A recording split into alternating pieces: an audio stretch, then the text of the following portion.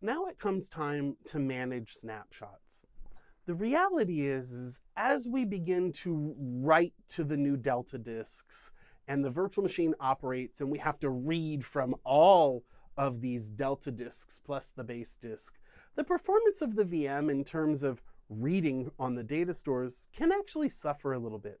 So we want to be very careful and very circumspect about how we use these snapshots. We really only want to keep them around long enough for us to test whether or not the patch was successful, and we can then remove the Delta disks, either deleting them completely if the snapshot, if the change had failed, or taking their data, the Delta disk data, and copying it back into the original base disk in the case that we like the changes that were made. So by going to the snapshot menu and selecting Manage Snapshots, we'll see the tree of snapshots. We'll see the current state of the VM, meaning, hey, which of these snapshots are we currently writing to? Okay, and we have three different options. We have delete, we have revert to, and we have delete all. Now, revert to is a pretty simple concept. We simply select the snapshot whose state we want to return to, and we hit the revert to button. And what this will do, for example, is if we clicked security patch 1.0 and we hit the revert to button, is that it would take the security patch 1.0, which had now gone into a read-only state, it'll convert it back to a read-write state, and that is the Delta disk that we will currently be writing to. We would do this if, for example, we decided that security patch 1.2 had failed. Okay? We want to get rid of security patch 1.2. Instead, we want to return to the security patch 1.0 state and perhaps redeploy a different security patch. When we delete a snapshot, the operation that occurs is different depending on where we are reading and writing, reading from and writing to.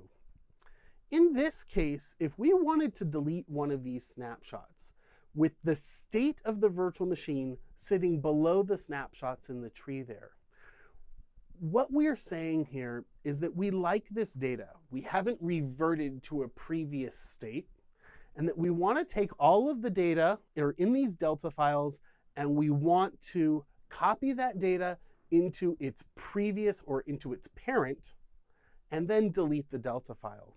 So if we selected security patch 1.0 and hit the delete button, it would take all of the data in this Delta disk and copy it up here. And then it would finally delete the Delta disk. And what this does for us, it helps to keep the capacity requirements for the snapshot down and to improve performance so that we're reading from and writing to fewer files. The same would hold true if we wanted to delete security patch 1.2. Hey, we like the data.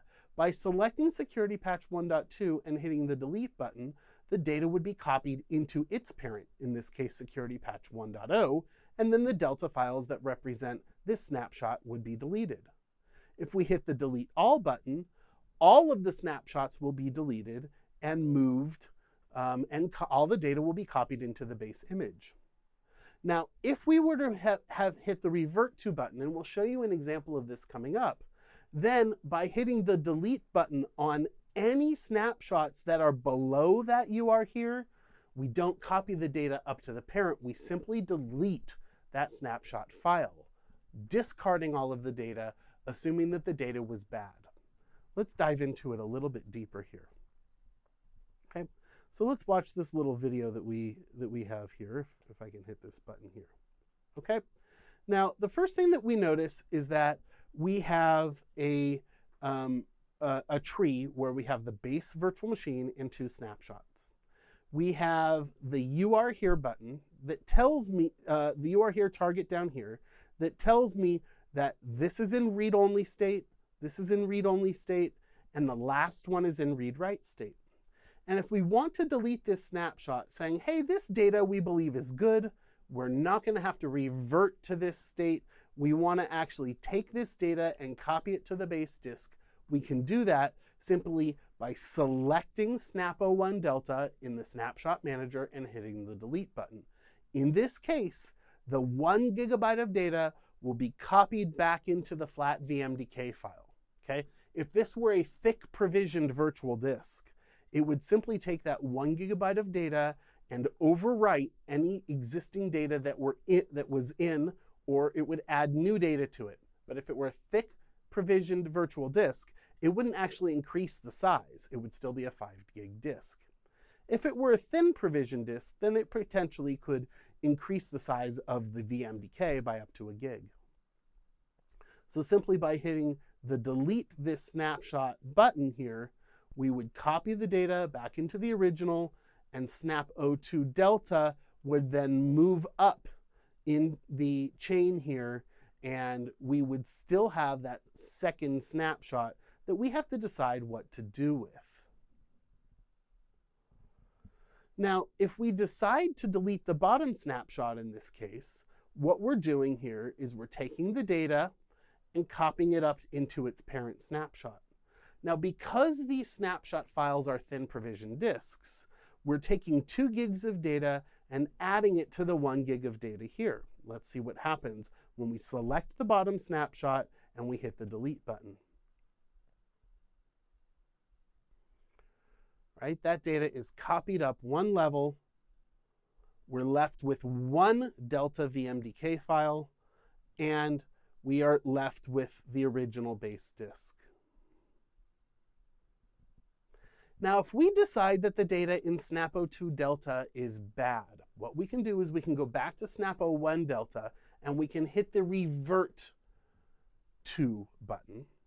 And what this will do is take this virtual disk, okay, and set it aside and make my current pointer for the virtual machine at this Delta disk and make this read-write again.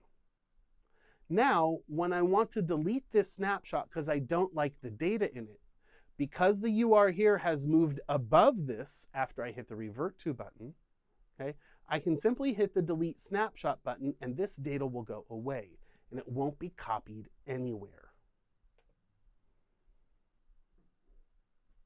Bye-bye. And finally, we have delete all. And what deleting all will do is take the highest level snapshot and copy it to the base disk one at a time, making sure that all of the data is written to the base disk.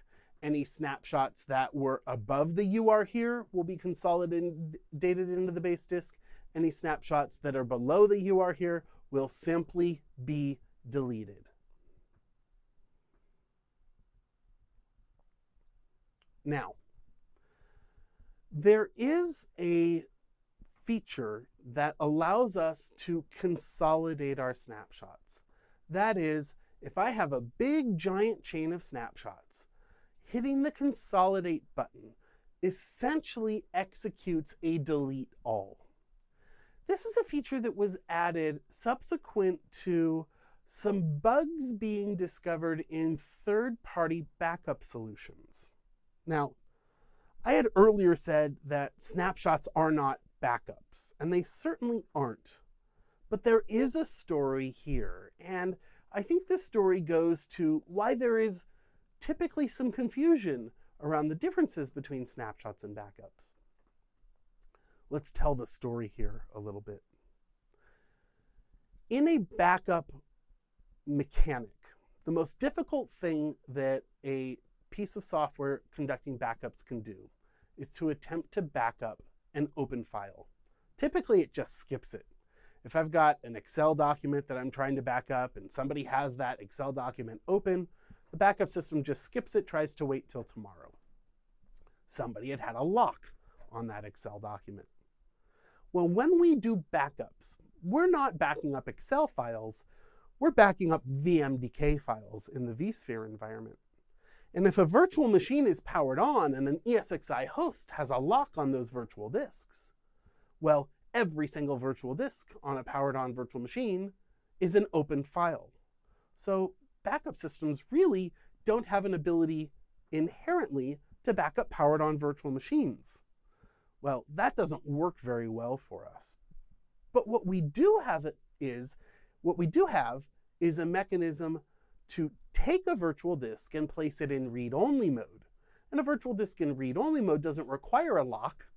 It's simply not allowing writes to it. Well, that mechanism is to take a snapshot. All right, backup software comes along, take a snapshot of a virtual machine, back up the read-only based disk, and when it's done, any of the data that was stored in the Delta disk during the backup should be deleted and moved back to the original base disk. So backup software will utilize the mechanisms of Snapshot to allow it to back up powered on virtual machines. Wonderful.